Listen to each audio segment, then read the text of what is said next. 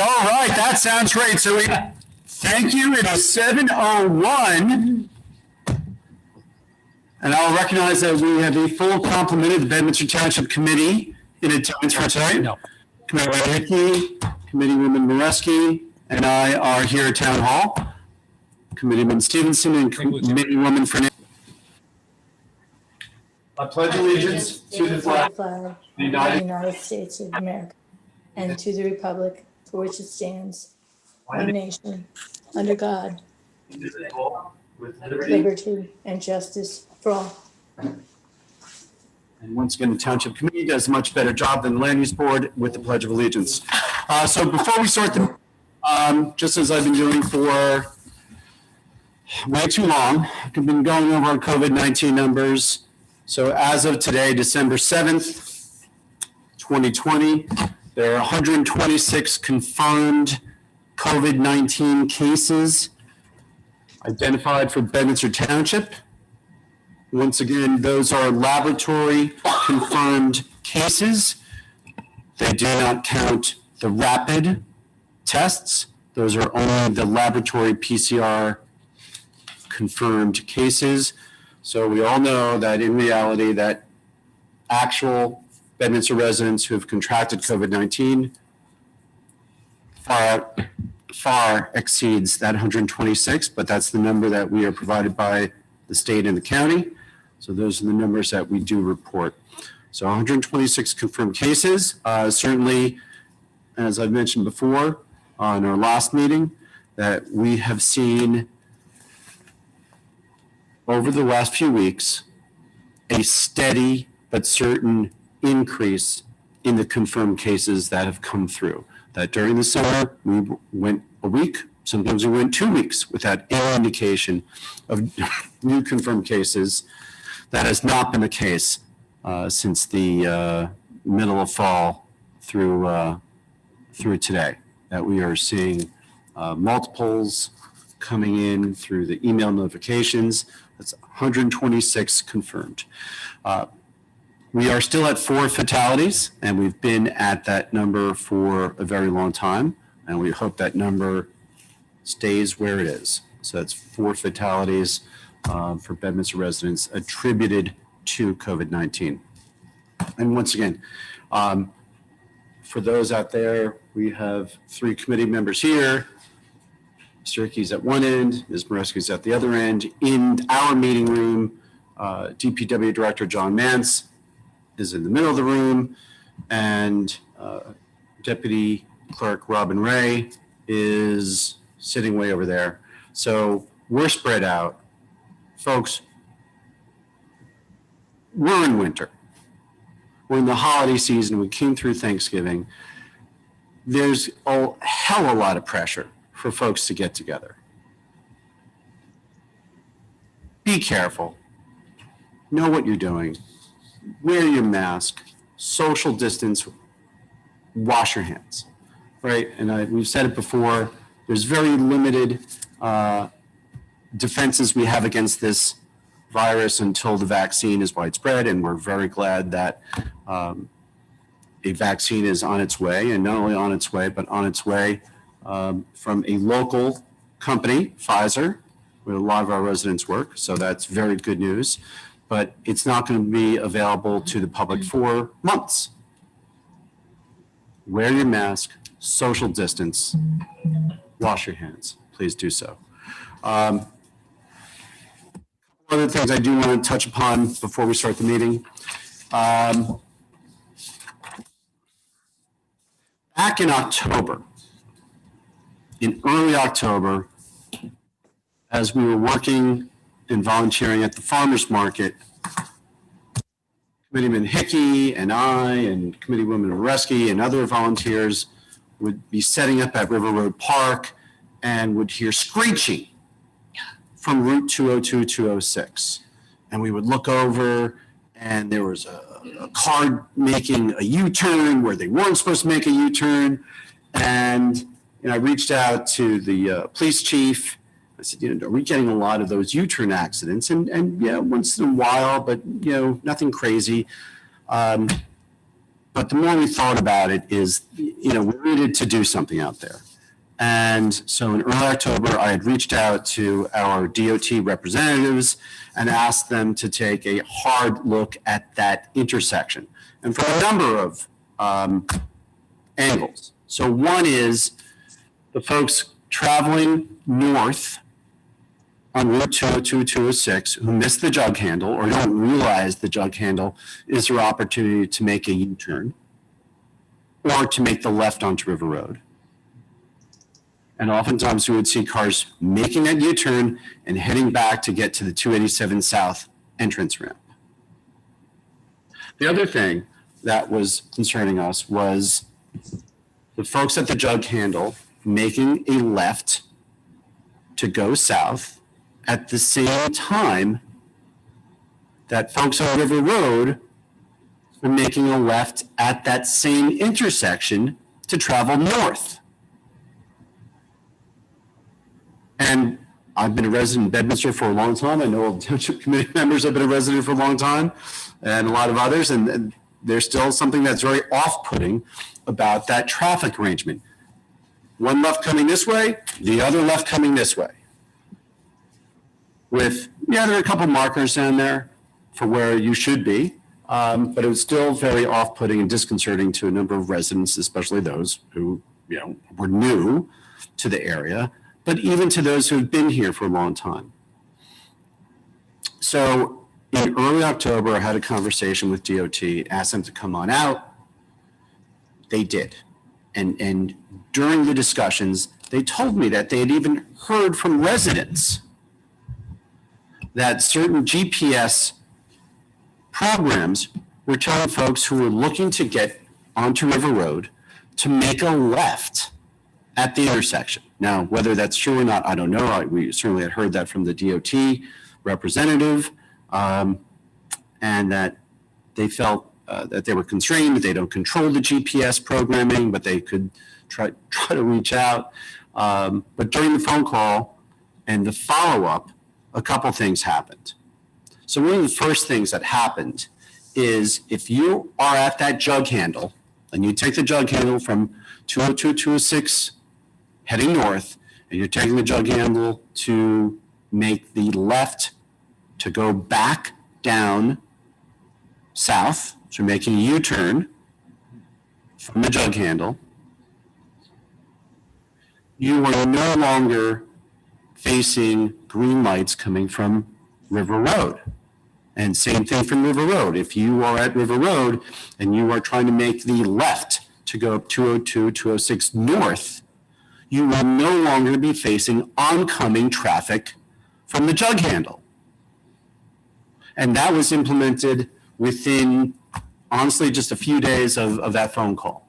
So first, I want to thank the folks from DOT for responding quickly on addressing one of the issues. So at this point, there is no longer competing left turns from the jug handle and from River Road. So if you haven't noticed, please take note of it. The second thing, and this is taking a little bit more time, is the signage at that intersection. So there's a little white sign as you head up 202, 206 north that says no turns. And then across the lanes on 202, 206 coming south, there's a couple signs that says don't enter, wrong way. Well, there was a horrible accident a few weeks ago, and it was an accident that most likely would not have been prevented by any signage. However, it again raised the concerns that we had addressed with DOT back in October. What can we do, working with DOT, to improve the signage there? And the folks from DOT agreed that they could put some arrows down on the asphalt, painted arrows identifying these are through lanes. These are not turn lanes. These are through lanes. And this would go for both the 202, 206 northbound lanes and for the 202, 206 southbound lanes. Chief Rock met with a rep from DOT. I think this is about a week and a half ago. And they again discussed additional signs. So we'll, within a few weeks, and I hope it's within a few weeks, that the signs that I've been told to have been ordered will be installed. Once again, reinforcing that these are no turns. So I just wanted to raise that to attention because once again, we've seen more accidents at that intersection, and it's something that we have raised with DOT, raised it months ago, and we are waiting on them to be implemented. So hopefully that is good news and improves the safety and flow of traffic at that intersection. The last thing that I want to mention before we head into the meeting is for the last, let's say 4 years, we've had folks showing up at the corner of Lamington Road and 206, right by the library.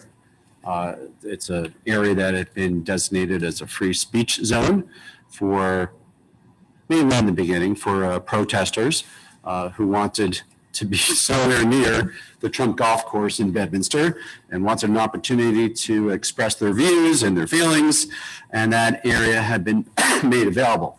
And you know, for a while it was really being populated when the president was in town, and not so much when the president was not in town at the golf course. But 2020 was an election year. So that area became a little more populated, a little more frequently, and a little more noise, and a little more activity than we had seen in prior months and prior years. The barricades that had been set up by Bedminster Police Department were taken down a week or two after the election. And we had thought that that would be the end of the gatherings there. There was one more week of gathering. And at this point, the election is over.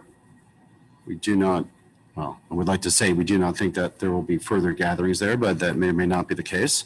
But I certainly want to express appreciation to the residents of Bedminster, for the folks who live in the Clucas Brook area and further down Lamington Road, and for the folks who live in Bedminster Village, who have put up with the traffic, the noise, the honking, the sirens, Colin, anything else that we've seen out there? The megaphones. The megaphones. The drums.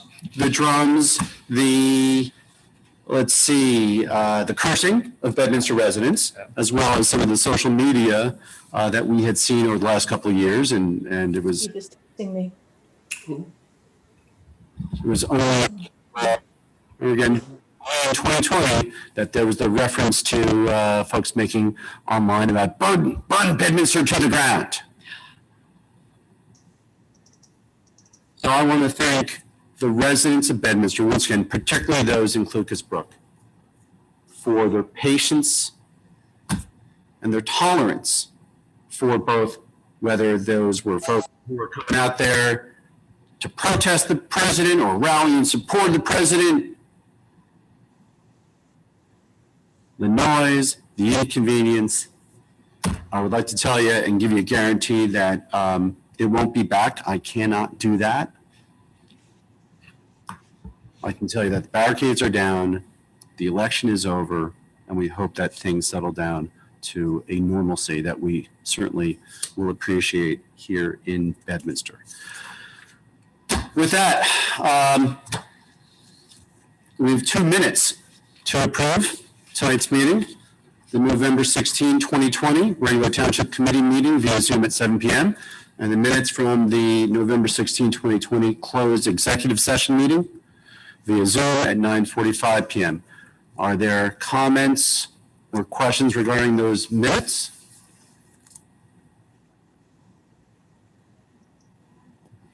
Seeing none, may I have a motion to approve? So moved. Second.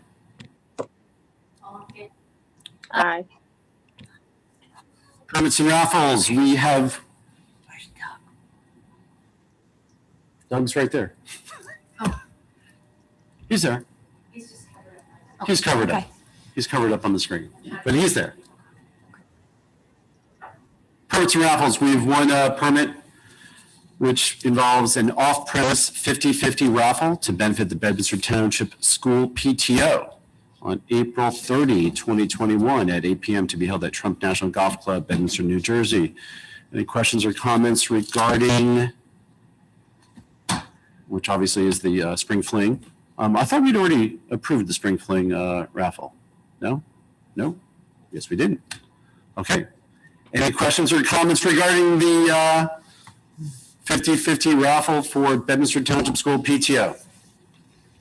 No comments. All right, can we have a motion to approve? So moved. Second. Aye. Aye. Public comments. This is the opportunity for public comment. If members of the public have any comment that they wish to make, you can do it two ways. If you are participating by phone. So if you, and do we have anyone participating by phone? Doesn't look it, but I'm going to give you the phone instructions anyway. You would dial *9 on your phone dial pad, and that will indicate that you wish to raise your hand, and Ms. Ray will select you. If you are participating by computer and you are participating directly through Zoom, go to the bottom of the screen where it says participants. If you click on that icon, you'll be given an opportunity to raise your hand. It's a little hand signal. So please, if you wish to make a statement on public comment, once again, if you're participating by phone, *9. If you're on your computer, participants, click the hand wave. And this is the opportunity for public comment during the meeting. Ms. Ray.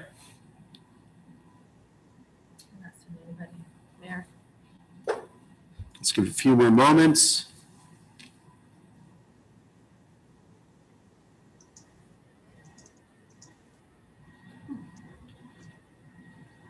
Non-American. Okay.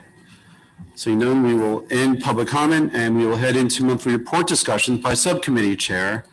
And we will start with, who do we usually start with? You? Usually No, Doug. Committeeman Stevenson. Well, thank you. Good evening, Mayor. Good evening, everybody.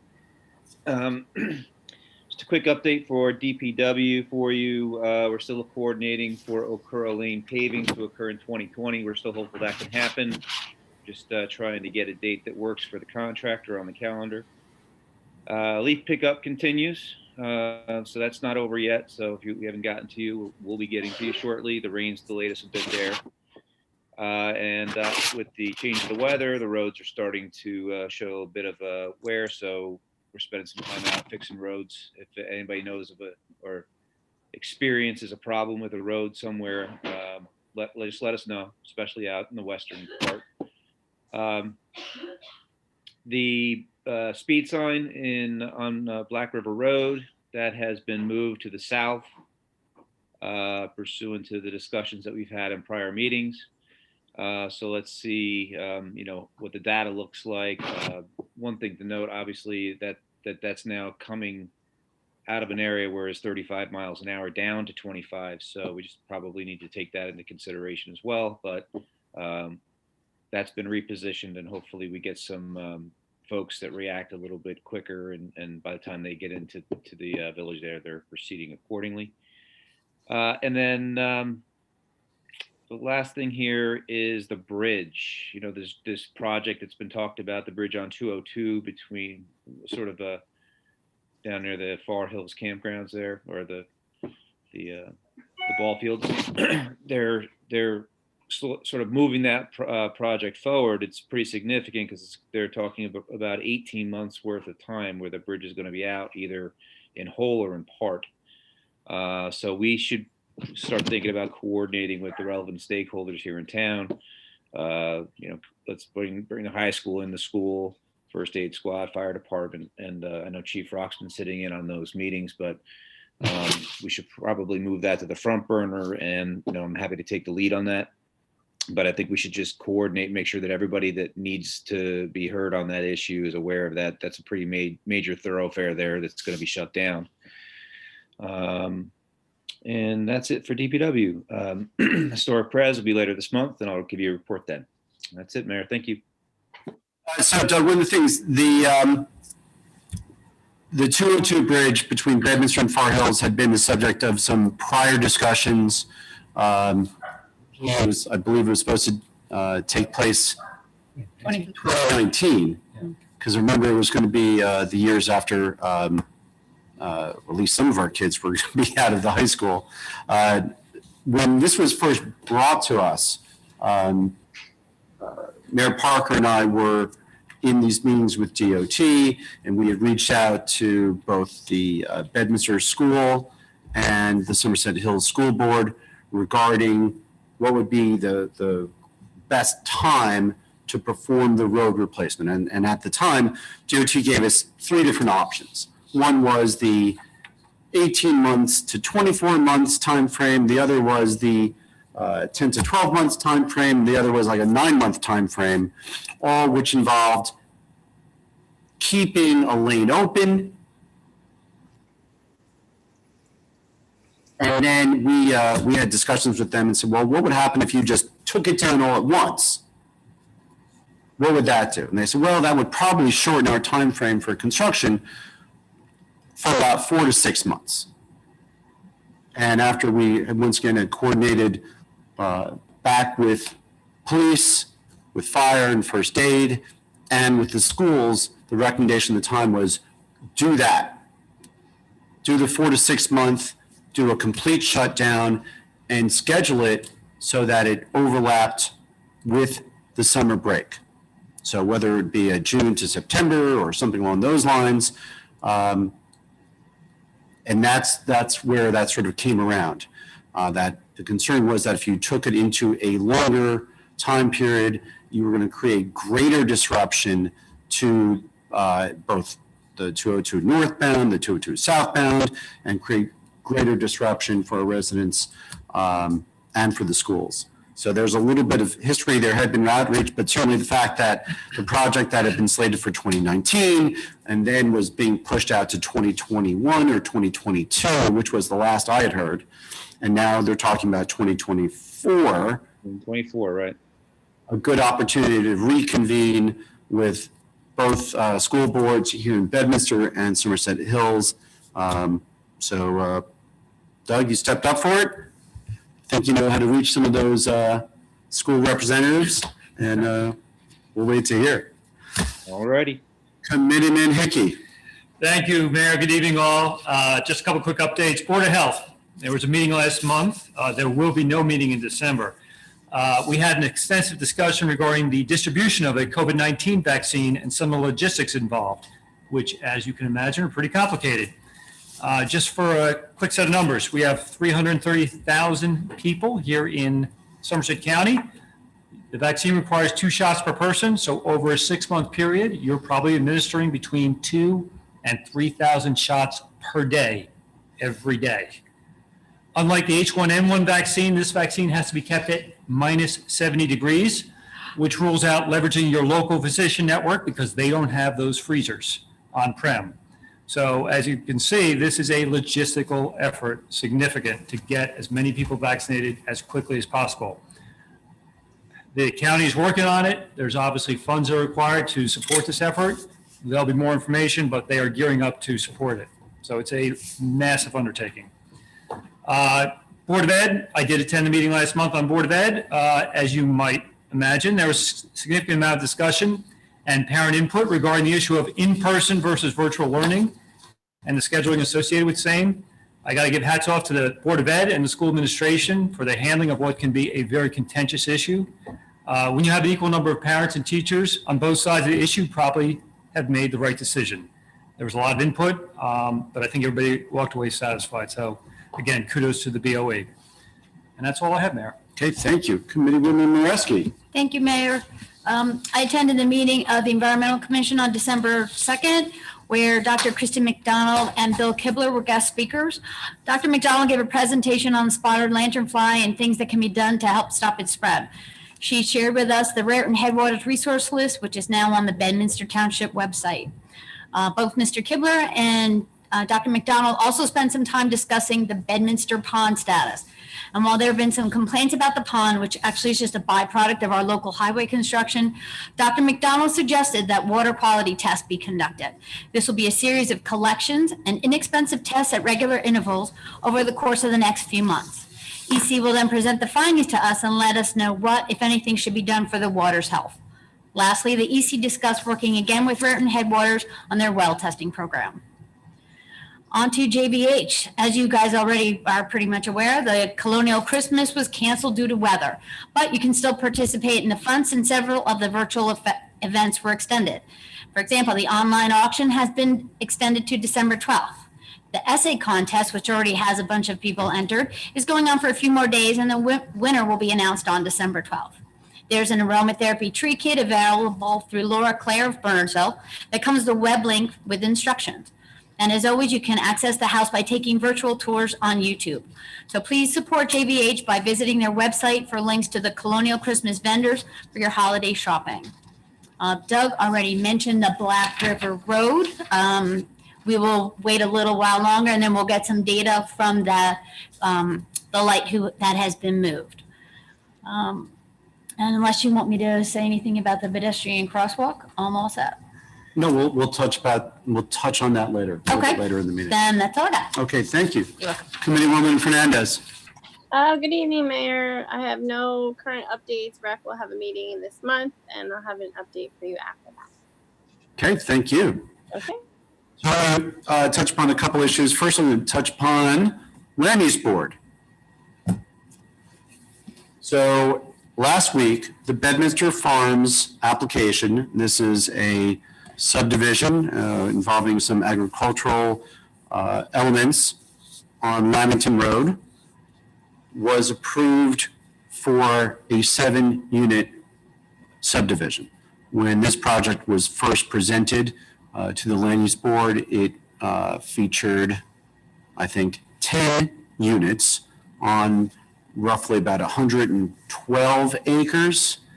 By the time it went through the process, it was down to 7 units on 126 acres. The applicant picked up some extra land along the way. So while the applicant picked up extra land, by going back and forth with the Land Use Board and certainly hearing from the board members, the applicant dropped from 10 units down to 9 units, down to 8 units, with the final number of 7 that was approved last week.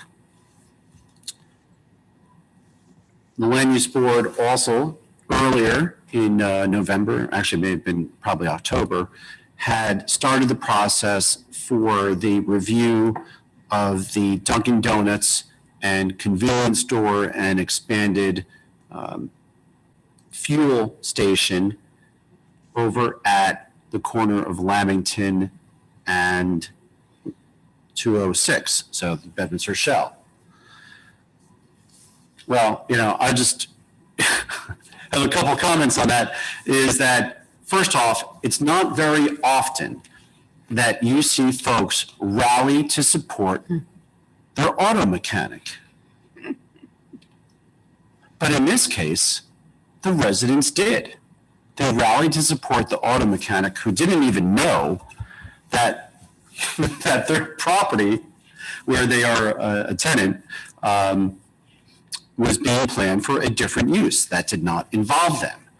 So first off, thanks to the Bedminster residents who did notify them, and then thanks to the Bedminster residents who rallied in support of Bedminster Tire and Auto, and who also came out and expressed their feelings about losing their auto mechanic and getting an expanded convenience store and the application for a drive-through Dunkin' Donuts. The only drive-throughs that we have in Bedminster are banks. We do not have fast food drive-throughs. They are not allowed in any of the zones, and that is laid out in the master plan and in our zoning ordinance. And certainly I know that a lot of folks would probably use it.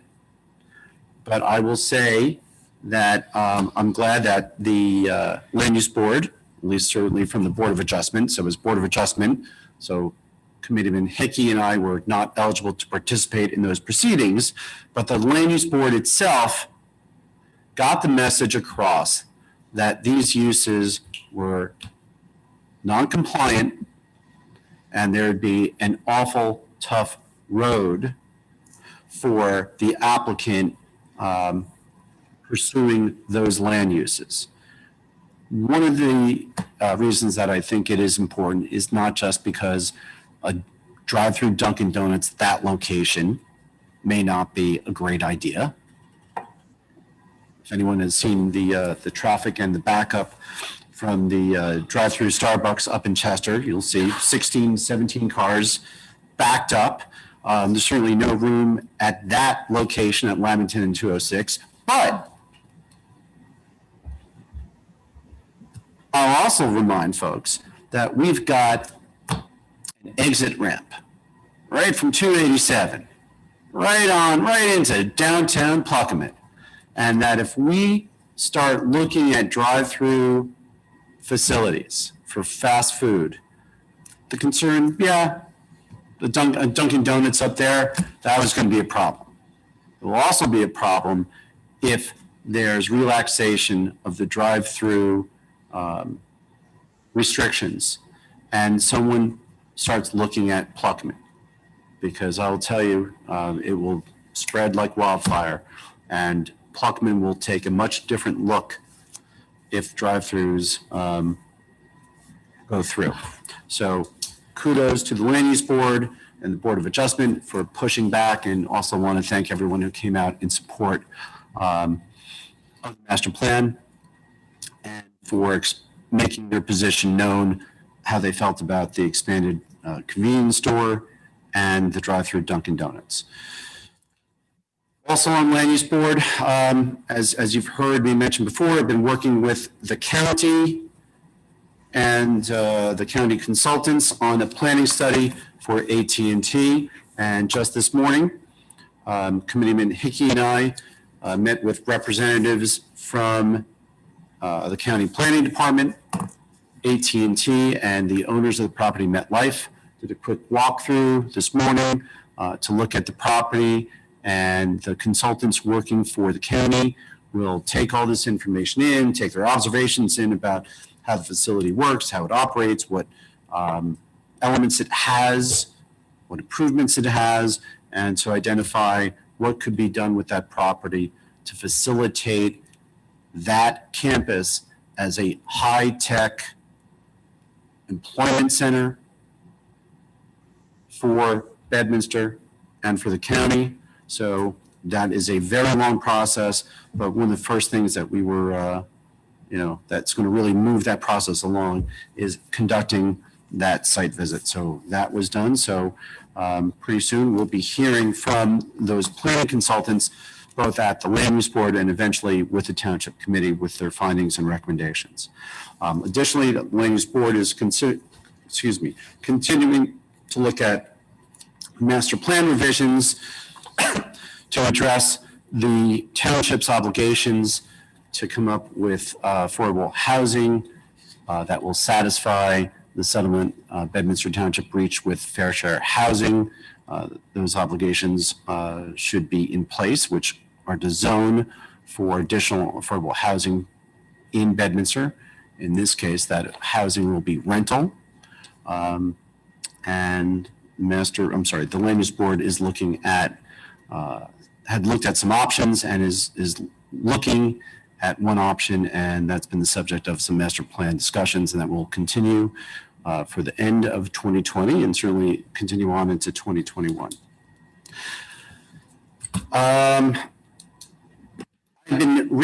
I've been contacted by some residents regarding their customer service with Altice,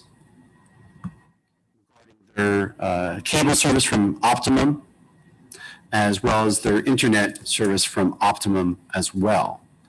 And just as we did, man, I'm going to say 2 years ago almost. It was almost 2 years ago when we convened folks to come in and have a public session about JCP&L and the service, the interruptions of service, and their customer service relations with JCP&L. We'd heard from a number of folks that they were getting similar customer service problems with Altice and Optimum. I'm going to say Altice and Optimum, but is it Altice? Altice is the company, Optimum is the service. Optimum is the service. So we're just going to go with Optimum from now on. It's easier. So probably in January, we will bring in a rep and some engineers from Optimum to have a public session here to talk about what improvements could be done for reliability and connectivity within the parts of Bedminster that are served by Optimum. So please stay tuned on that. Farmers Market. We have one more day of the Farmers Market. One more day. So this Saturday is the last day of the Farmers Market. I don't know what happened, but we had rain. We had rain this last week. I don't know. Heads Guys were crying. Heads will roll. First time in 2 years. So yeah, exactly right. First time in 2 years that we had rain during the farmers market. So that was just an incredibly great spell of weather. But it's the last week, so everyone, please come on out. There's holiday gifts to be purchased. Allsteads and some of the other vendors are bringing wreaths and garlands. We have these two guys, our house band. So Jason and Greg will be playing out at River Road Park, and we have a food truck. Angry Archies will be selling the world famous, at least here in Bedminster, crab cakes and lobster rolls. So once again, music, food trucks, holiday gifts, local agricultural product. Come on out to the farmers market. Ms. Sullivan. Yes, sir. So I The am happy to report, last week, Bedminster was notified by New Jersey Department of Transportation that we have been awarded for 2020 a $250,000 grant for Black River Road paving.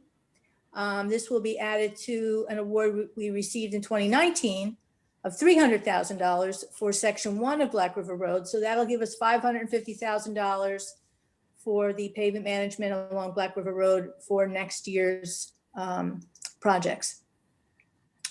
Also in your packets, you should have received some information from the CFO, from Deborah Stern, regarding the bond anticipation note. As you know, we currently renew those annually, and we are funding that through our sewer utility rather than going out to bid. So we pay the interest for the band to ourselves, and we're paying it to the sewer utility. We still have to pay whatever the going rate is for interest. So we are currently funding, it's $179,250 through at a 0.59% interest rate to the sewer utility.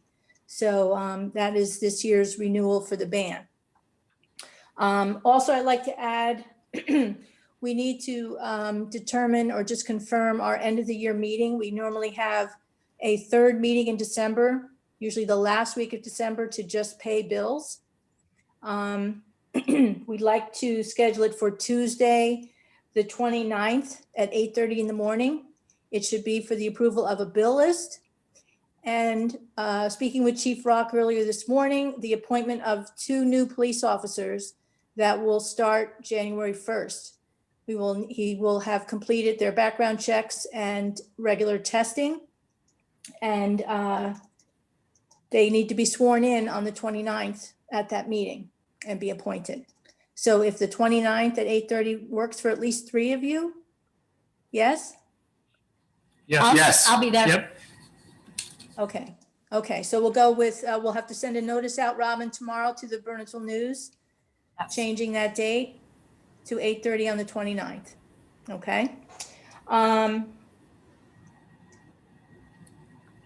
Also, later this week, Committeeman Stevenson and I, we have a meeting on Wednesday afternoon at 3 o'clock with, it's the Shared Municipal Court Advisory Committee. We'll be meeting with representatives from Berners Township, Peapack Gladstone, Bernardsville, to discuss the 2021 Shared Court. Mayor, you're also invited to attend if you can make it at 3 o'clock this Wednesday. It's a Zoom meeting. And also on 4:30 on Thursday, Mr. Stevenson and myself will be meeting with representatives from Pluckerman Park to discuss some future plans for Pluckerman Park. So Doug, I'll send that out to you, a confirmation in the morning. That still works for you, 4:30 on Thursday? Yes, thank you, Judy. Okay.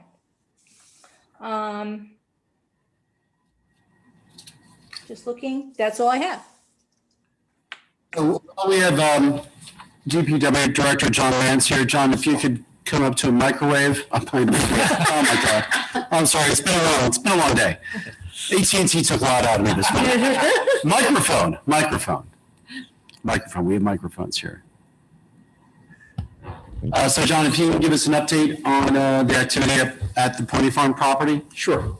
So as you all know, the Township Committee, at the last Township Committee meeting, gave us approval to go ahead and demolish the house on Blackwood Road, which we call the Pony Farm. As of last Wednesday, the house was demolished. So the last few days of that week, Wednesday, Thursday, and Friday, the activity up there was putting the material into the dumpsters. Unfortunately, on Friday afternoon, it rained, so they weren't able to finish. They continue to work on it today. So as of today, about 99% of the material is in the dumpsters and ready to get out of here. I know that we are working on trying to get the basement filled in with material. With the stone foundation that's currently there, it's going to take up 90% of that. So there was a dirt mound in the front of the house, if you people are well aware of what it looks like. So we're going to try to spread that out throughout the property, try to make it look like it was there all the time. I need to communicate with Ron Kennedy and probably Jim Brady about the septic mound that's out there. I don't know if we're going to have, the idea was we were going to take some of the material from the septic mound and utilize it in filling of the foundation and stuff, but I think we have way too much dirt, so we've got to determine what we need to do out there. So project is continuing along. As far as the meadow planting at this point in time, my understanding is that Beth Davidson, through her contact, we're still in the season that they can plant that at this point in time. So we do not need to do any kind of stabilization of the ground at this point. They're going to take care of that as soon as we're done. So hopefully within the next week or so that can be taken care of. So that's great. So that's the demolition of the structure and getting the planting, and whether it's primarily going to be seeding, I would imagine. it's a seeding of the meadow grasses, whatever they've got. So I'm not sure exactly what that is. Right, and the fact that it can be applied, and actually, I remember John had reached out to Beth, and Beth in turn reached out to her experts, and they confirmed that December is perfectly good and maybe even optimum time to lay those that meadow mix seed down in the big old field, and that should be, so that's great. So it's good to see. And for anyone who hasn't been down there, please drive by there.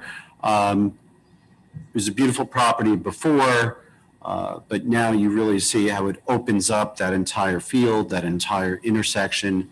It's also a great time of year because from that property, you now have a direct view to the Black River, and you really appreciate how close the river is to the roadway.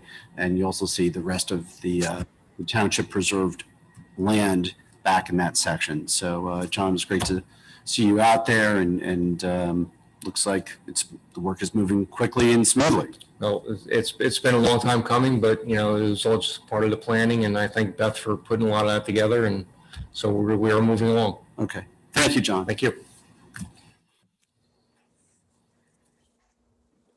Discussion on introduced ordinances. We have none. We have no public hearing scheduled for tonight. We do have one ordinance to introduce, which is ordinance 2020-011. So that's 2020-11. This ordinance authorizes appropriating $51,189 for various capital facility improvements throughout Bedminster Township. The public hearing for this ordinance is scheduled for December 21, 2020 at 7 p.m. at the Municipal Building, 1 Miller Lane, Bedminster, New Jersey. Ms. Sullivan.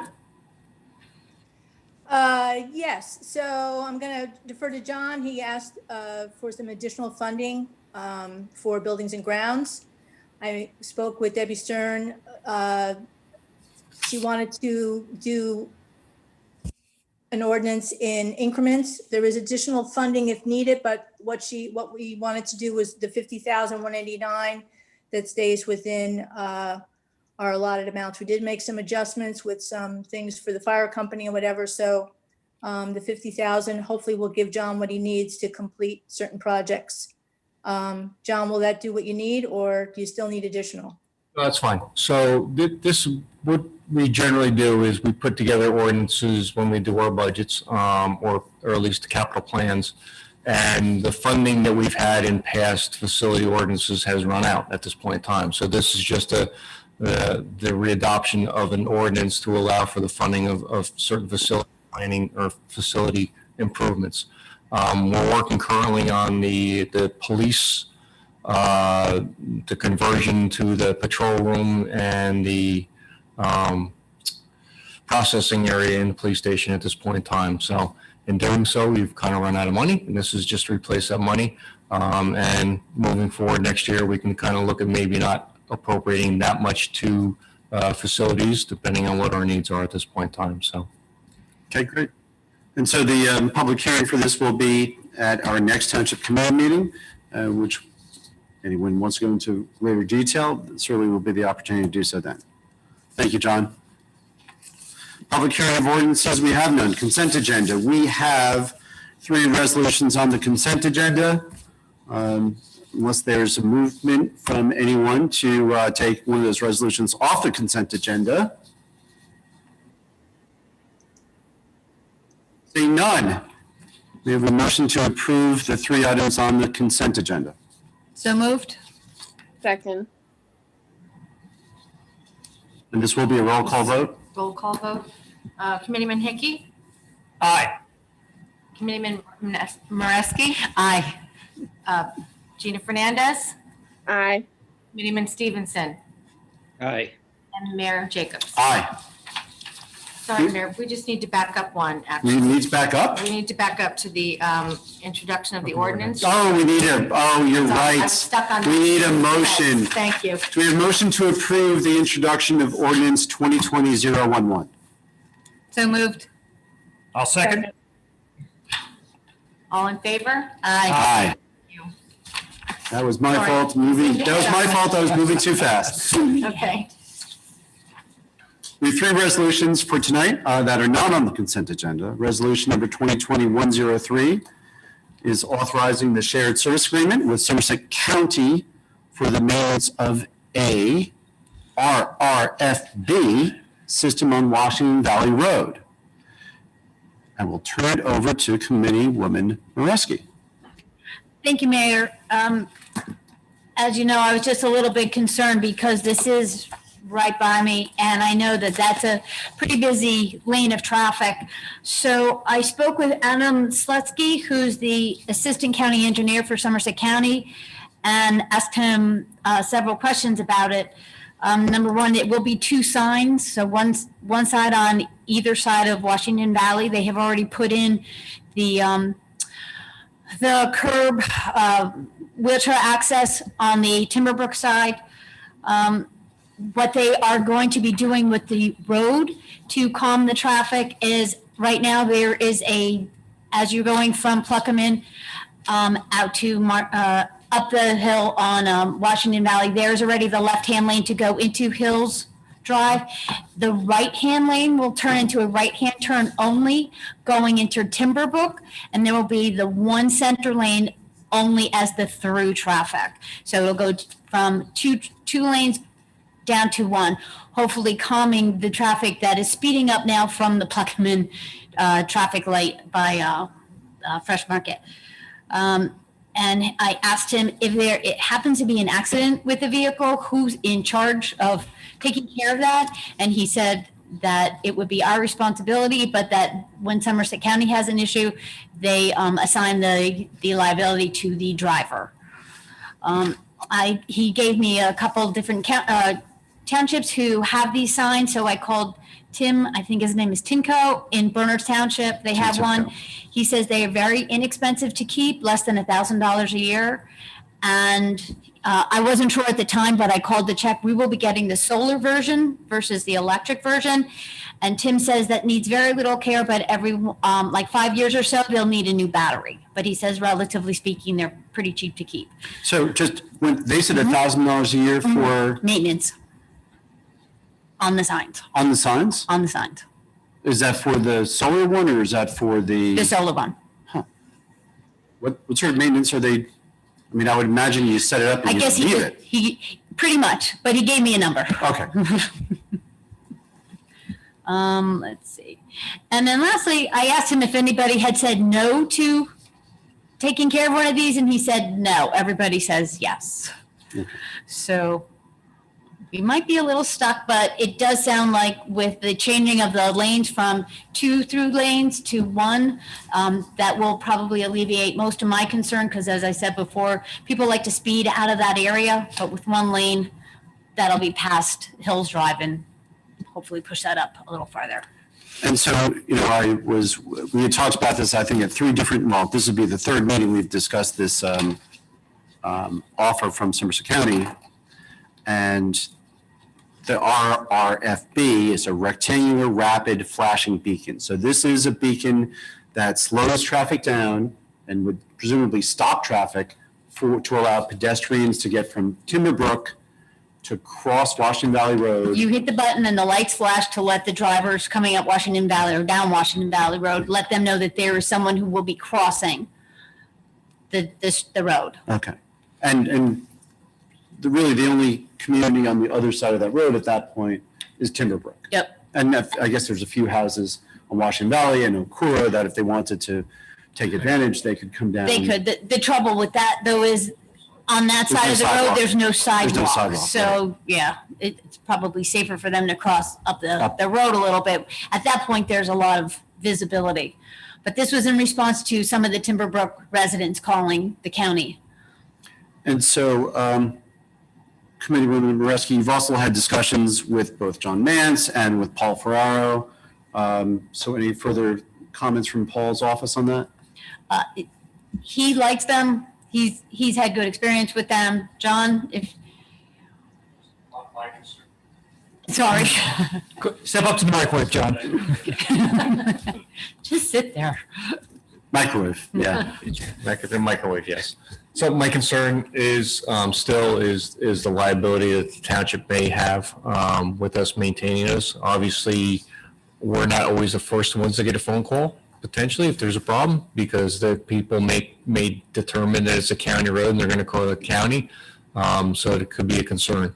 The other thing that I told Renee is, okay, so if we do get a call and we do determine that these things are down for some reason, they're not working, and we can't identify what it is, and they put up a temporary sign, is that sufficient enough to reduce the liability that the municipality may have if somebody should, if there is an accident of some sort? So I do have that concern. I'm not overly concerned that this is not a bad idea. It's a good idea. It's just, I don't think this has been very well discussed with the municipality, with the county when this was brought up. Obviously, somebody from Timberbrook called the county and they put it through. I don't know how they got it through that quickly, but we were never really advised. We were just kind of thrown this agreement, and it's kind of like at us at this point in time. So it's something that the municipality needs to be concerned about. And I know that other municipalities, they're okay with it, which is fine, but I think we just needed to have a little bit more discussion and before we're throwing an agreement and put in front of us. Okay, thank you. So the way this agreement with the county would work is the county is responsible for its installation, its relocation, its removal. However,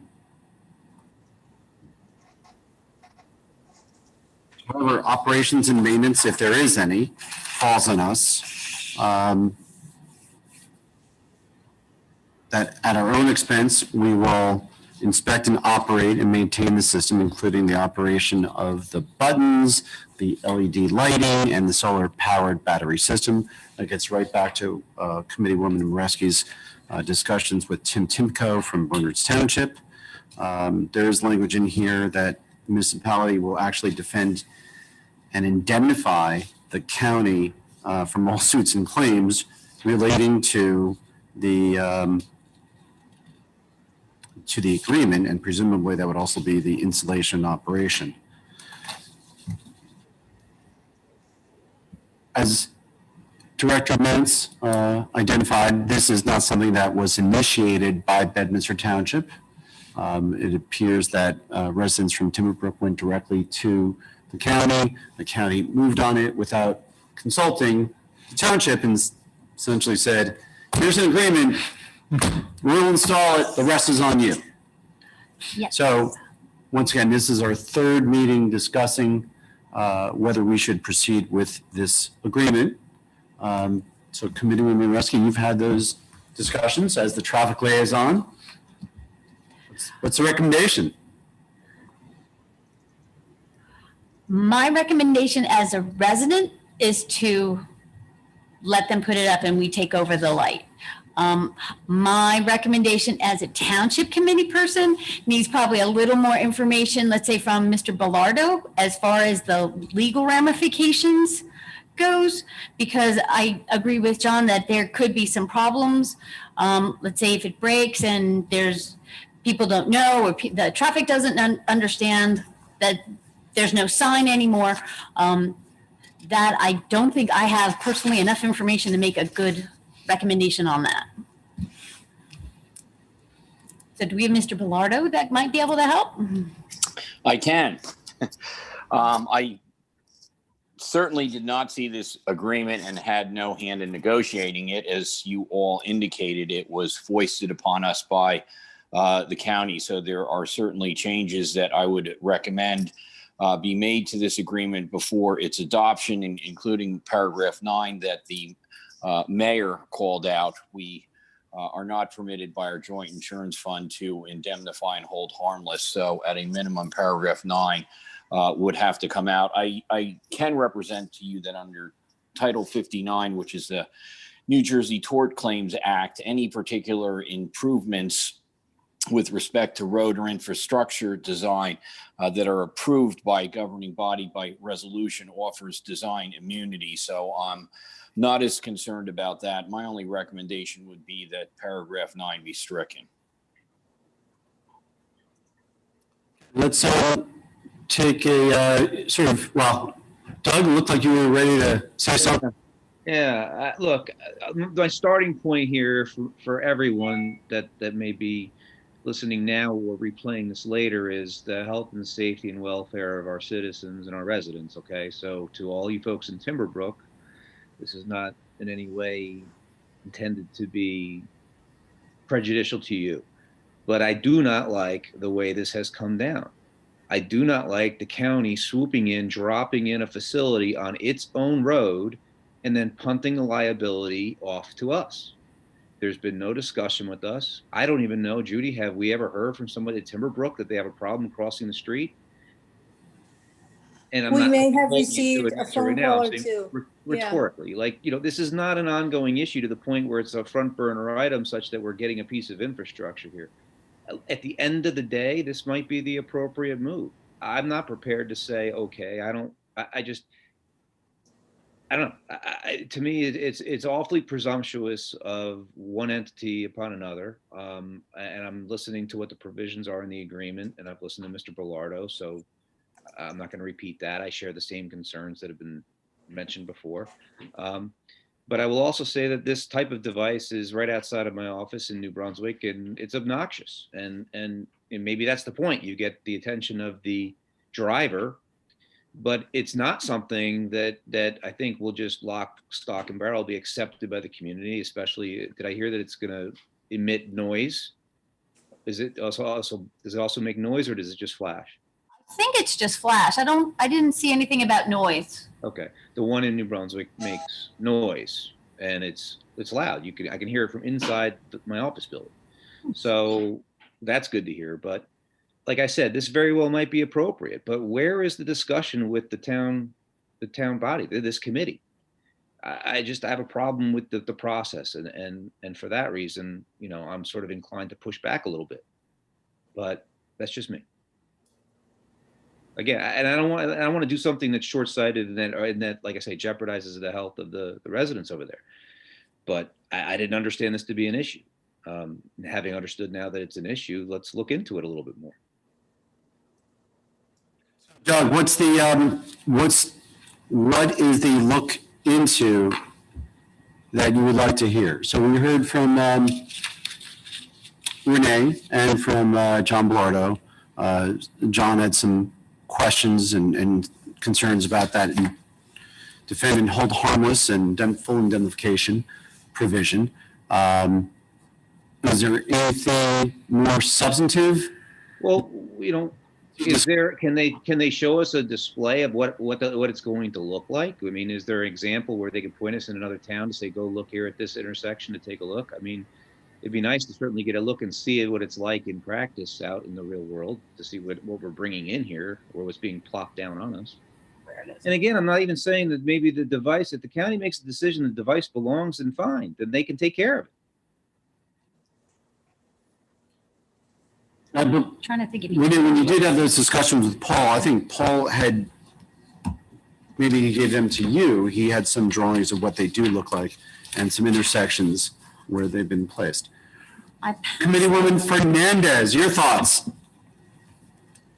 Well, I mean, I have to look at it like it is for the safety of our residents. So for that reason, if the county is installing it, I don't have a problem with the actual structure being installed. My main concern was that there was kind of an open-ended contract. Like, you'll be responsible for the maintenance. It could be $1,000, it could be $20,000. Somebody has an accident, crashes into it, who has to replace it? I mean, I don't exactly know what it looks like, but I guess, Renee, thank you for calling around and finding out other towns that have this structure in place, and that the average cost is about $1,000 a year, which for the safety of our residents seems very reasonable to me. If that's, there's no guarantee that's what it's going to cost, but if that was the cost, then for me, that's, no question. I just don't like the kind of open-endedness of the contract. Like, it's not very specific, that the township will be responsible for the maintenance or the cost of replacing it up until this amount or something like that. So if we could specify the contract a little bit more, and I'm sure it's open for negotiation, then I would be for it. And let me just add on to that, the notion that no other town has objected. Well, what other town didn't ask for it? Right. Okay. What I heard last meeting was that these were put in at the requests of municipalities. So naturally, they're not going to object to it. How many times have they plopped something down unilaterally on a municipality and then saddled it with the obligation? Good question. Committeeman Hickey. Thank you, Mayor. Look, I resonate with my colleagues' comments. We're being asked to maintain a piece of equipment on a road we don't own, and a thing we didn't ask for. And I understand the safety of our residents is paramount, but, in perpetuity, that's a long time. My concern is, and Committeewoman Fernandez mentioned this, this is a blank check. This is, if it gets damaged every year or 3 times a year, we're replacing that thing every time. And is there a way to cap our exposure from an expense standpoint? Because again, it's not something we asked for as a town. It's not something we own, and we have the liability for the maintenance of it. And there is no cap. So that is concerning to me. All right, so what I would like to do, my recommendation is to table this again for our next meeting. During that time, Renee, if you could reach out to both Paul Ferraro, Tim Timko over at Bernard's, any reps from the county as to where else this exact unit, this exact system is operating. And if they could send over photos or just give us some addresses, we can all swing by, see what they look like. At the same time, for John Bellardo to reach out to the county to discuss some of those provisions in the agreement, that especially that paragraph 9, and keep this on the agenda for next week or our next meeting. And Ms. Sullivan, if you could give me a contact at the county to talk with. I knew the former legal counsel. I'm not sure who is there now or who is in charge of these contracts. Yeah, we'd have to check with Adam Slutsky, who was the assistant engineer, as to who wrote the agreement. That would be helpful if you could get Yeah. me that. Thank you. Yep, I'll get that. Okay, so resolution 2020-103 to be continued. And John, just to what Renee was talking about, that the striping is already in place. They did the curb cut. They did curb cuts. I don't know if the striping is in place. Nope, So No the curb striping. cut's in place, curb cut is there. but not the That's striping. it. Okay, Yep. got it. Because they're gonna have to re-stripe the. Can you guys hear John? No. Back to the microwave. Back to the microwave. It's going to be on JVH. I believe the question is the striping there? I do not believe the striping is there. The curb cuts have been put in. But again, with the discussion that Renee had with the county engineer, it looks like they're going to redo some lane alignments. And then so that's going to mean either removing some striping and redoing some striping at this point in time. So it's either on the eastbound or westbound sides or both at this point in time, so. They really have enough room for 3 lanes, for 3 There is, eastbound lanes? well, there's already 3 lanes there. Are there? The far Oh, left that's one right, goes that's into right. Hills, and then 2 go straight up Washington Valley. They're just gonna pull the right one. So at that point, they're still striped as 3? Mm-hmm. Okay. So they're going to make a right turn lane into Timberbrook, and then once you get past Timberbrook, I guess it goes right back to the 2 lanes going up until you hit to Mount Prospect, and it goes down to 1 again. John, when will the project be completed? I have no idea, sir. If we wait long enough, we could, we won't have to do an agreement. It'll be there. Well, I was going to say something similar. That is it the county's position that they're only going to put it in if we agree to this, or they've just made a determination that they need this calming device on its own road, then have at it. My gut would say that they're waiting for us to make this agreement, approve the agreement and the arrangement. I'm not sure. We'll find out when John Bellardo reaches out to the county. Or if it also comes through in Renee's discussions as well. Okay, so moving on to the next resolution. John, you might as well stay there. Resolution 2020-110, authorizing the award of contract to Turtle and Hughes, Inc. for the purchase of replacement streetlights. Okay, John. We're back. Back to the microwave. Okay, so this has been a discussion item for quite a long time. We maintain some of the street lighting in the hills that we have, that the township owns as far as the roadways. In the past, we have put together an ordinance to pay or buy the light poles, the heads, fixtures. We are currently out of stock on all those fixtures. So I've had some discussion with some my township committee liaisons regarding what to do for the future as far as replacement of those lights in those areas. The plan going forward is to start switching some of these lights out to an LED type fixture. but staying with the same character as what's currently there. I know that a lot of the hills areas, the communities have been changing over to an LED fixture by replacing the ballast type that's in there and just putting a bulb in its place. It seems to be working. The lighting that we've looked at has been approved by Paul Ferrara's office. Paul looked at it. He has approved both the fixture itself and the pattern of light that the thing throws. And so we put out an RFP to a number of lighting not contractors, but suppliers. And Turtle and Hughes came back with the price for the units. This will only buy us for about $23,000. It's only going to buy us about 7 lights and poles and fixtures. And these are expensive little propositions. And what's the life expectancy of these fixtures compared to what we had? Right now, what we're having problems with is obviously underground problems, but the light fixtures themselves, the fixtures have been there since the early 80s, right? And what's happening is that a lot of the aluminum that holds up the against the concrete, they're rotting. So that's what we're having problems with, and we're having damage with either vehicle, traffic, so forth and so on. So, for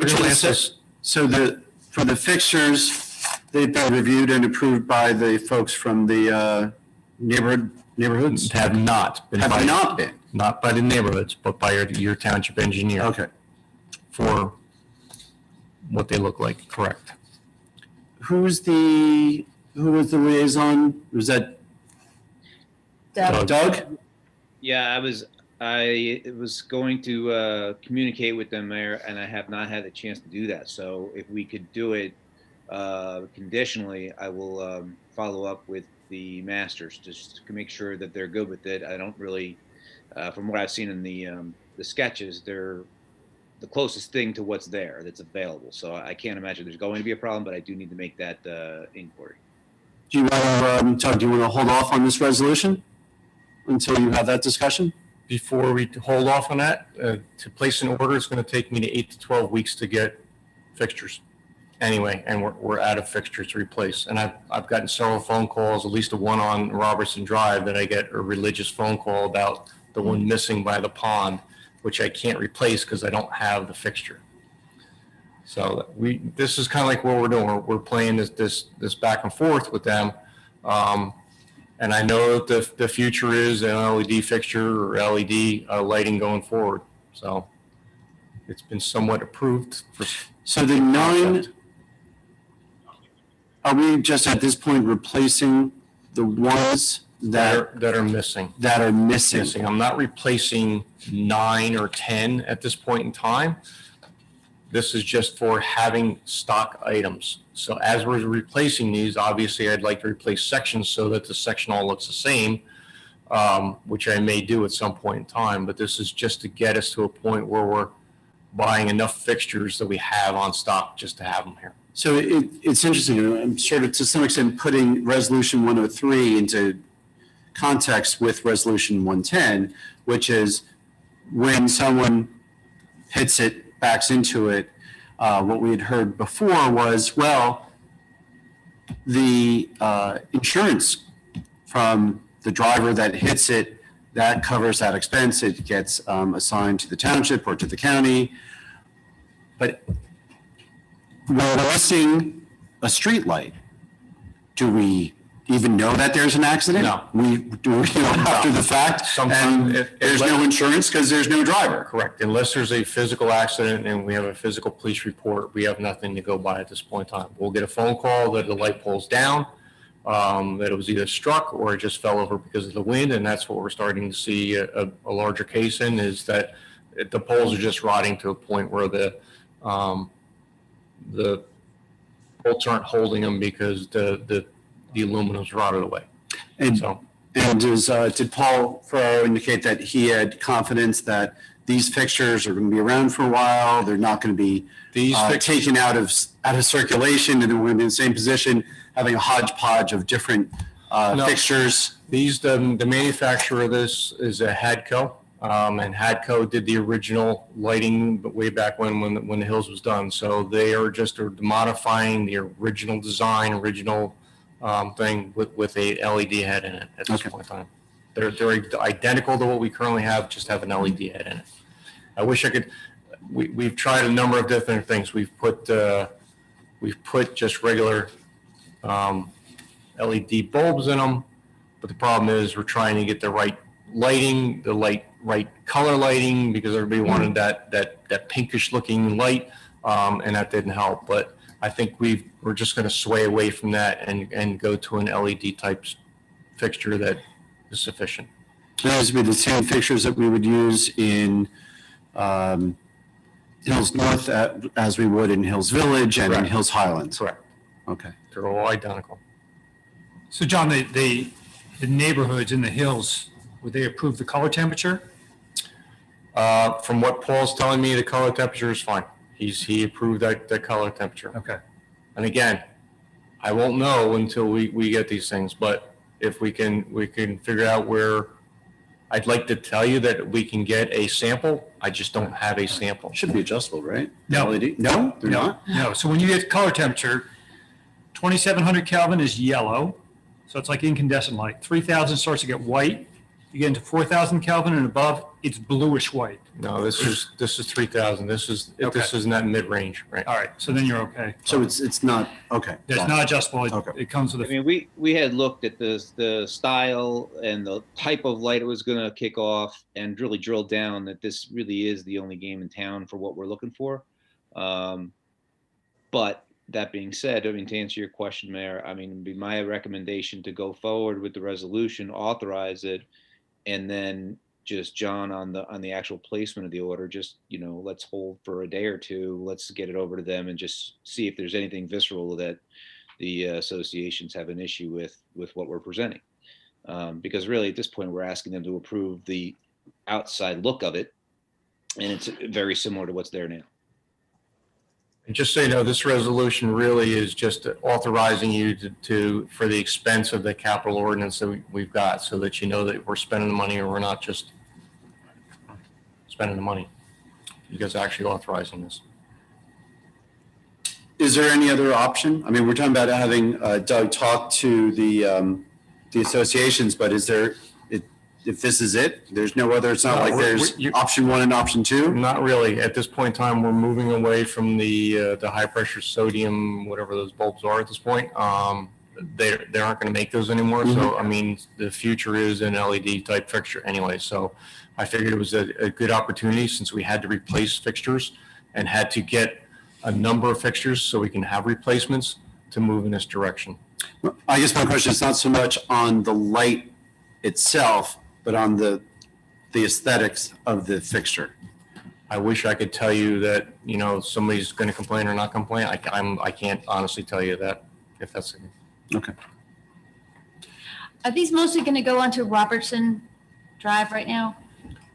If I have one to replace on Robertson Drive, that's the one I need to replace. So, Okay. I mean, that would be the one that we'd get. But again, they're only made when you place an order. So it's going to take me, it's not that anybody has any of these in stock. Otherwise I would have one sitting in my shop right now. So If I could interject, if you want to see one, Nolecrest just did some, and there's one right in front of my house, number 1 Timothy. It's right outside my living room window. Has it burned a hole in the lawn? What? Has it burned a hole in the lawn yet? No, it's not bad. Okay, good. And it looks really similar to what you already had? The color of the light is slightly different, yes. Well, if you look up and down Hills Drive, I mean, even in my neighborhood, they're half yellow and half white because Correct. the yellow is gone. These are more of a white color than a yellow color. Yeah, I'm just more concerned about what the pole looks like, but if that's the only one that. Yeah, the fixture's very similar. those things anymore? I mean, The it's an old fix- the style. Fixture identical to what was originally there. Yeah, Okay. they're very similar, very similar. That's why I really can't see there being a huge objection, but let's, we'll do it. Make sure that they know what's going on. I just have one question. I think once it all looks uniform, it will look fine. I think having some one color and some another color are gonna look a little funny for a while, but once everything's uniform, I think people will like it. But my question was regarding, John, you said things were rotting out. So does this cost cover whatever's rotting, or do you have to put in new footings or the aluminum? This fixture includes the whatever's rotting, the aluminum and stuff? So in our current budget, that we have a maintenance line item for street lighting maintenance, and we generally take any of those footing repairs and things like that out of that line item. Okay, so it's not like it's going to be, we're going to replace something and then have to replace it again because whatever, it's is rotting, right? So as you replace the street lights, the fixtures, you're kind of replacing the whole thing so that the footings that were installed in the 80s are, going to, okay, perfect. That was my only question. As we start to see these things and we start to modify them, we make improvements as we need to. Okay. And presumably, we get a significant cost savings because the cost to run these things is much different than It's gonna be- sodium halide or anything like that, right? Which leads to another discussion that we need to have at some point in time, is that the way we have this set up through the Kelly bill for repayment of the communities, as they start to switch over, and we don't know they switched over, we need to kind of identify that so Paul Farrar can give us those estimates, and they're going to see a savings also. Should see a savings. Okay. Now, John, I know that my neighborhood needs at least 2 poles. Can we get the neighborhoods to give you a number of what they need so we can maybe order them in a larger quantity for a better discount? I don't think I can do that now. Okay. So the neighborhoods will go to your supplier when they need new poles? If they can, yes. Okay. Okay, so do we have a path forward? So if the resolution is moved and approved, Doug, you will engage Hills North. And then once you get the concurrence, you'll advise John to go place the order? Correct. All right. With that, do we have a motion to approve Resolution 2020-110? So moved. Second. Roll call vote. Ms. Fernandez, Aye. Moreski, Aye. Mr. Hickey, Aye. Mr. Stevenson, Aye. Mayor Jacobs. Aye. Thank you. You're changing us up tonight there, Robin. You're keeping us on our toes. Resolution number 2020-113, appointing a new employee in the Department of Public Works for a truck driver laborer position effective January 4, 2021. Director Mance, welcome back. How about that? His microwave is right in front of you. So as you know, I had a resignation of an employee a little while ago, Kevin Coley. We advertised for the position, pretty much what his position was his truck driver laborer. We got 10 applications. Out of the 10 applications, we chose 4 to interview. Nancy, myself, and Tom Skillman interviewed the 4 applicants, and Paul Jason Randolph was the pick that we all had out of those 4.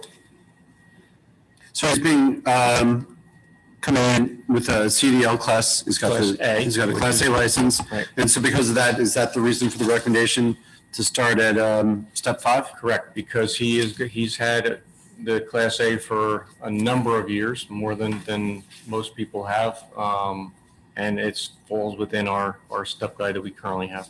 Okay. Any questions or comments for John? And just added it the same salary as what we were paying Kevin was the same, so there's no increase or decrease, it's the same. Doug, Gina, any questions for John on this? Seeing no questions up here, maybe a motion No to questions. approve 2020-113? So moved? Second. Is the roll call vote? Mr. Stevenson, Aye. Mr. Hickey, Aye. Ms. Moreski, Aye. Ms. Fernandez, Aye. Mayor Jacobs. Aye. Thank you. And can we have a motion to approve the bill list pending review of individual invoices? So moved. I'll second. Okay, roll call vote. Mr. Stevenson, Aye. Mr. Hickey, Aye. Ms. Moreski, Aye. Ms. Fernandez, Aye. Mayor Jacobs. Aye. Thank you. Discussion item. We got something to discuss. The Township reorganization meeting and the Betty Merck dinner. And discussion items, once we have discussion, we can actually open for public input on this issue as well. So let me start off. A couple of years ago, we passed I don't know if it was a resolution or a proclamation identifying the dinner at the reorganization as the Betty Merck dinner in recognition of former committee woman Betty Merck's direction that the township reorg would be a great opportunity for neighbors to get together and folks to break bread and have a glass and a toast to the new year, and sort of looking forward to the upcoming reorganization of the township committee and the work that the township does. Reorganization itself has been an event that we also get together and we bring in as many of the volunteers who are willing to attend. And once again, similarly, whether we're breaking bread or not, an opportunity to all get together to start the new year.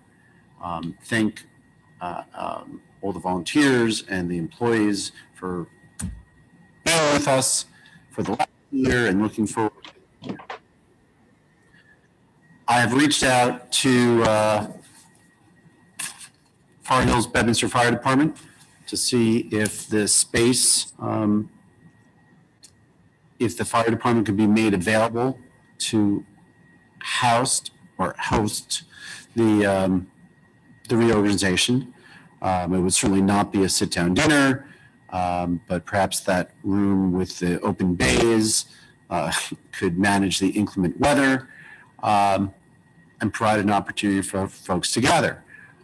I do not believe that is appropriate. So I started that process a few weeks ago. However, with the latest executive orders and directives from the governor's office, I just do not see that being a good idea at this time. And I'll throw it out there. But my thought is that the reorganization will be remote via Zoom or some other similar application. Having said that, Township Committee, your thoughts? I think our silence is a reaffirmation there. How can it be anything else, Mayor? I think you're spot on. I mean, it would just be hypocritical to the max to sit here and try to organize a massive event like that. And you know what? It's 2020, right? So just chalk it up to that. But we'll make it work. You know, we'll figure something out, and we'll thank the folks that deserve recognition, and we'll move on. But I think you're right. I just think it would be an act in futility. I predict you'll have the opportunity to gather, I don't know, March or April, maybe? May. I think Betty Merck said it's nice to be important, but it's more important to be nice. And I think it's nice to not put people at an unnecessary risk and to be sensitive to people who,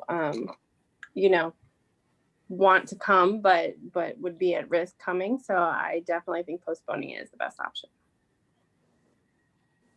Judy, your thoughts? We are required by law to have our reorganization meeting within the first 7 days of January. Robin and I currently tentatively have Monday, January 4th scheduled for a Zoom meeting, if that's what it's going to be. It would have to be within the first 7 days, though. We still have to have a reorganization meeting of some sort. And I know that the land use board is certainly anxious because they have some hearings and they're really not supposed to hear hearings until they reorg, and they're not supposed Right. to until township committee reorgs. So I'm fine with the 4th. I'd be fine with the 1st. Not to spoil anyone New Year's Day, but you should be going out New Year's Eve anyway. Doesn't We have the bowl games on, we could do it. Well, Rutgers isn't in the Rose Bowl yet, Doug, so I can hold off. So I'm fine with the 4th. Agreed? Yes. That's fine. January 4th at 7 p.m. will be a reorganization via Zoom. Can open it up. It says right here on a little cheat sheet. Following discussion, chair will open the meeting for public input. So does the public have any questions or comments regarding the Betty Merck dinner, which will be rescheduled for later in the year? But certainly the township reorganization will be by Zoom, January 4th, 7 p.m. Once again, for public comment, if you are participating by phone, *9. If you are on your computer, drop down to participants, click on participants, raise your hand.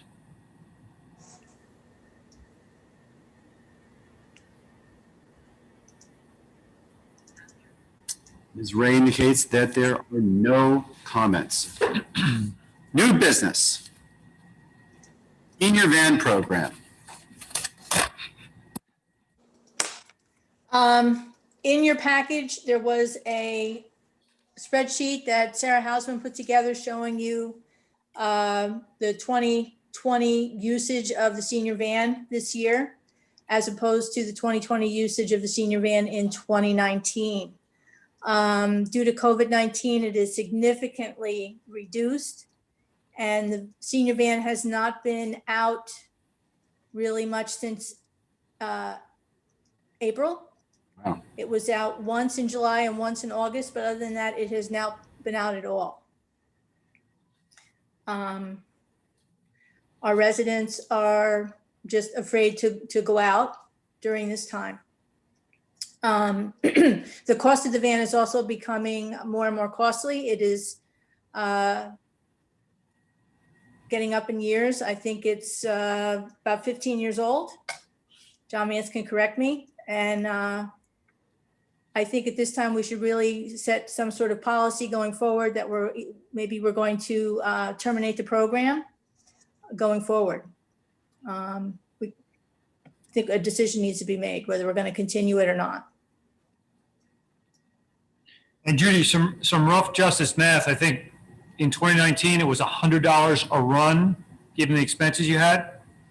Is that correct? That's a good estimate. Yep. Yep.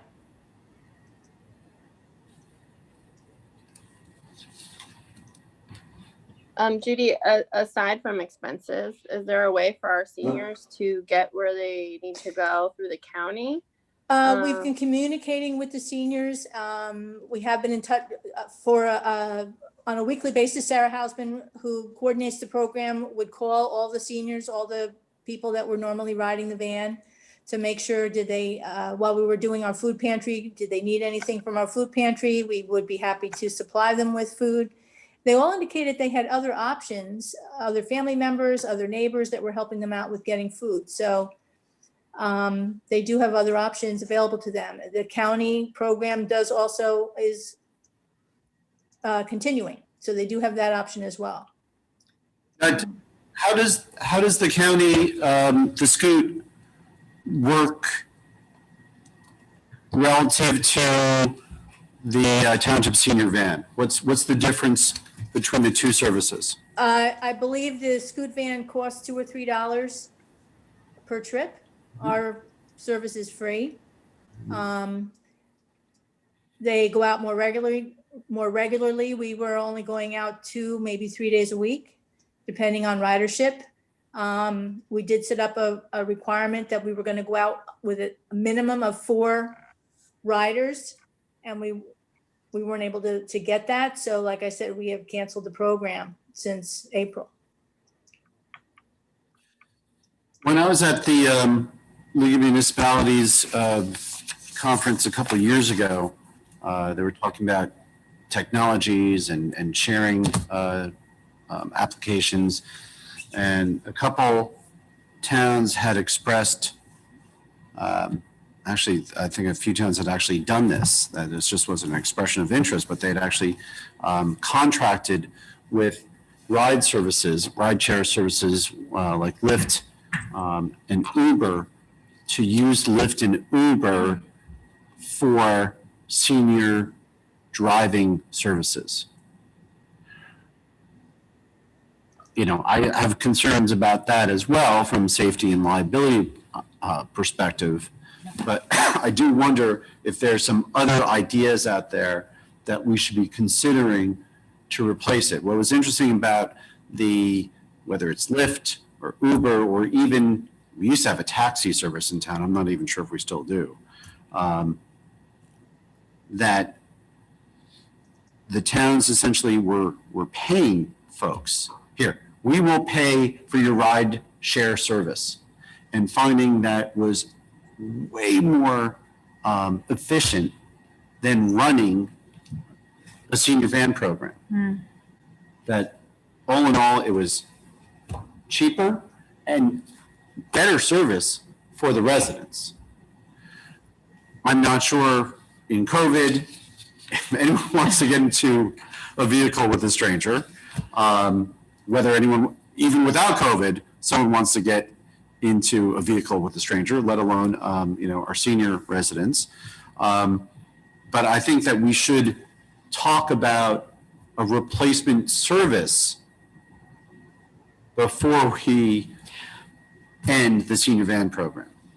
I mean, right now, looking at Sarah's spreadsheet, August was the last time it's been used.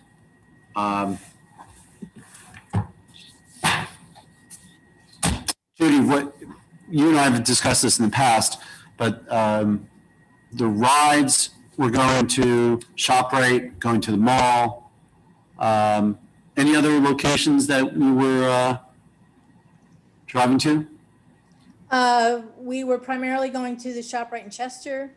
We were going to Wegmans in Bridgewater, or sometimes they would go over to the mall. And the mall hasn't been really the place to go lately.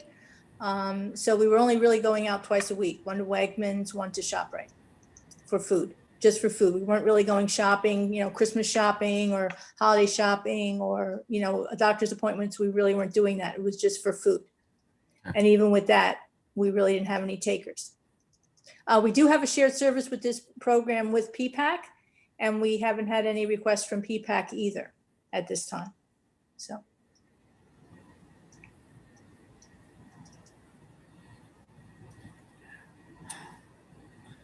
Look, Mayor, I think you're right. I mean, looking at a service replacement as opposed to us running a van service, as I mentioned before, the $100 a run, you can certainly more than likely do something a lot less expensive through some type of shared service, some type of Uber or Lyft or something like that. So. Yeah, I think we have to look at it, but I don't know that Uber or Lyft is the way to go. I mean, even though I don't want to get into a car with a stranger, I can't imagine an 80-year-old woman is going to want to do that. Right.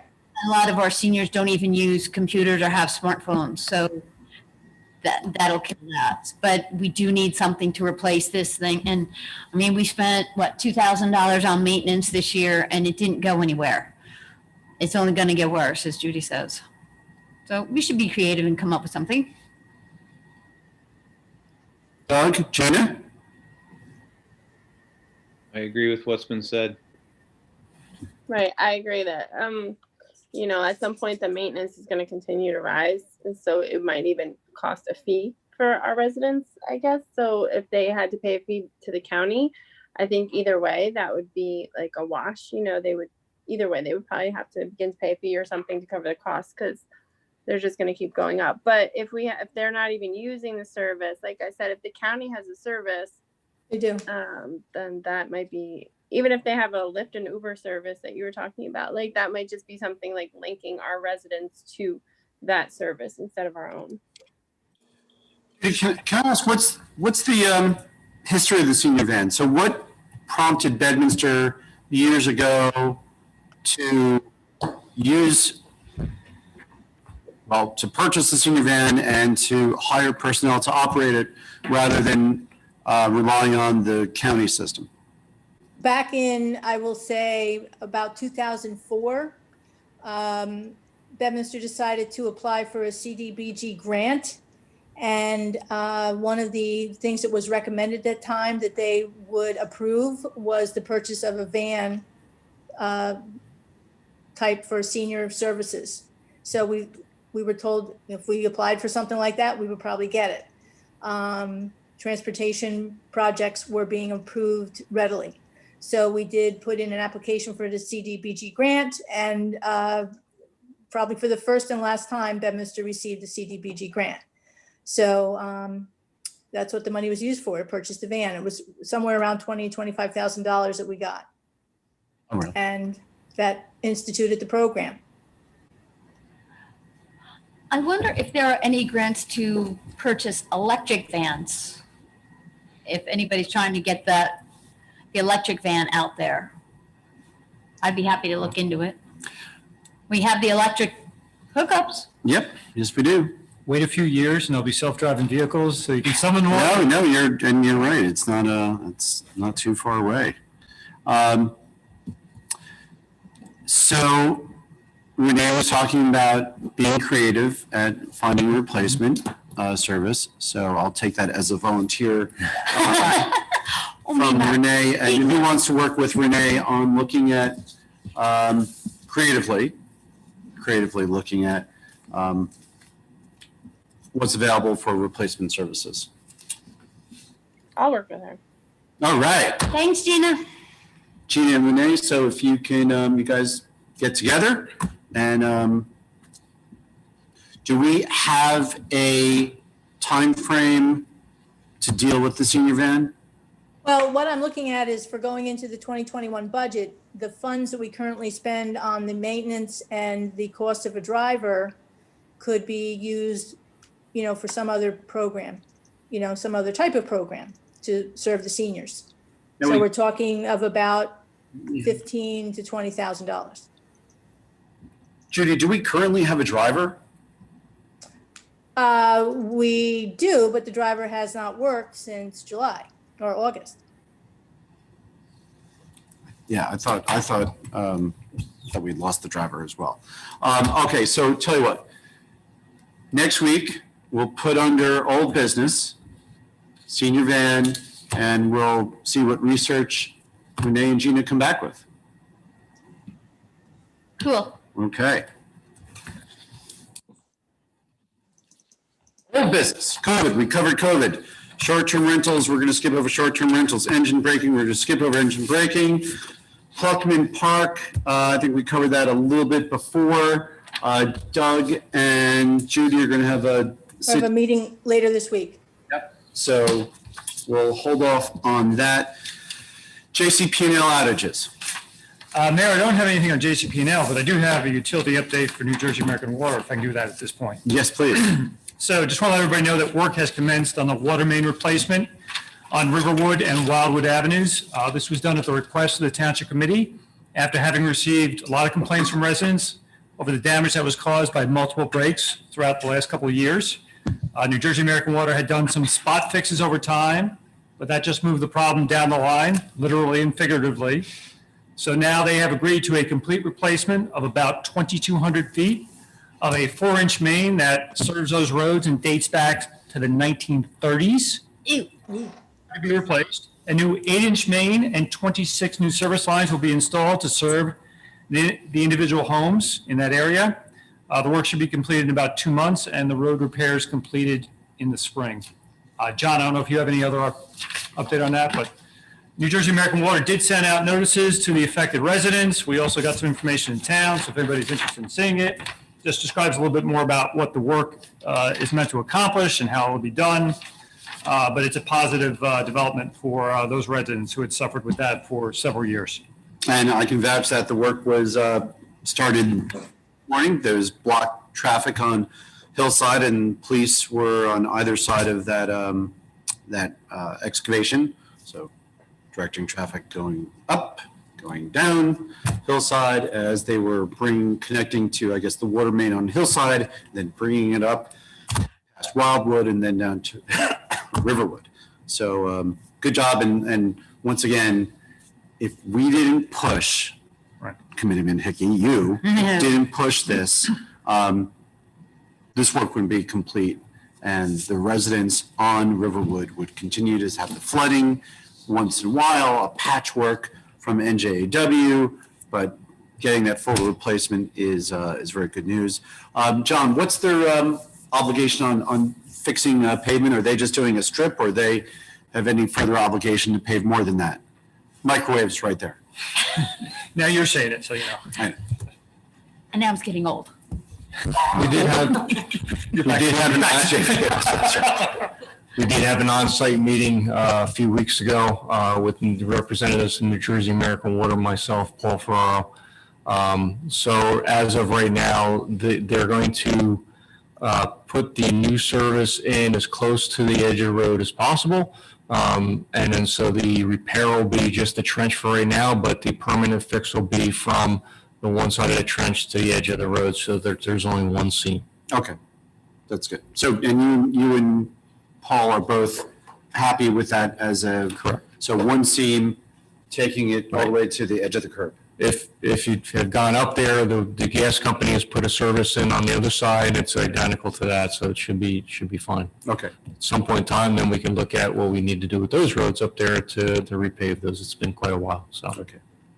All right. Yep. Thank you, John.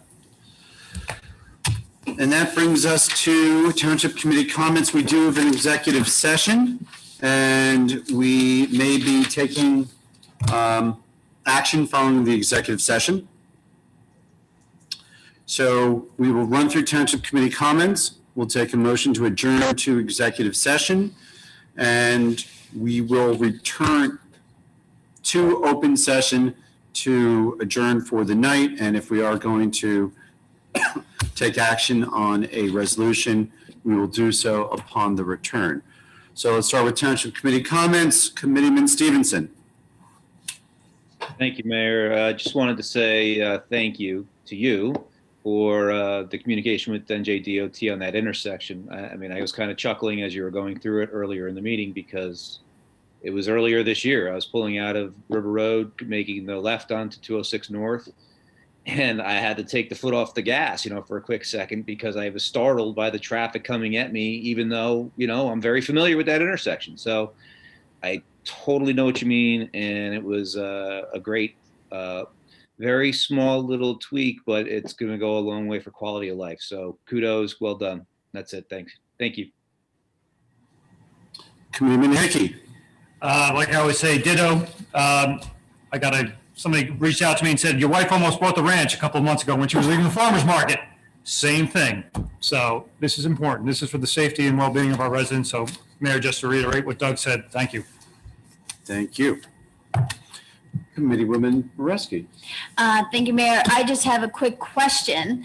Going back to Bedminster Pond, in front of the pond, there are two signs that are completely illegible. There's no print on them anymore. I don't know who to ask for them to be replaced. I don't know if that's John or if that's Judy or, okay, because. Probably yours.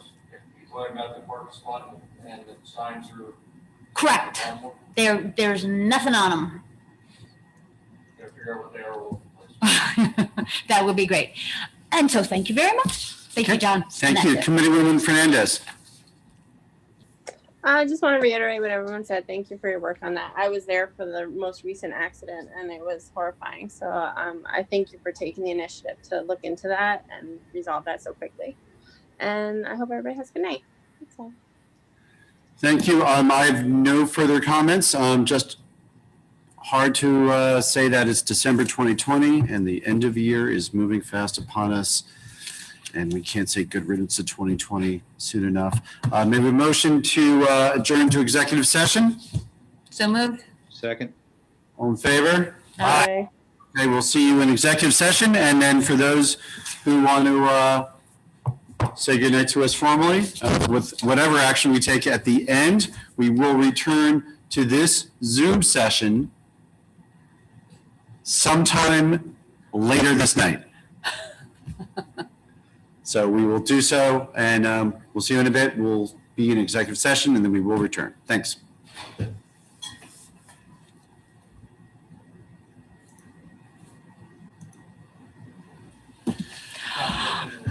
I do. That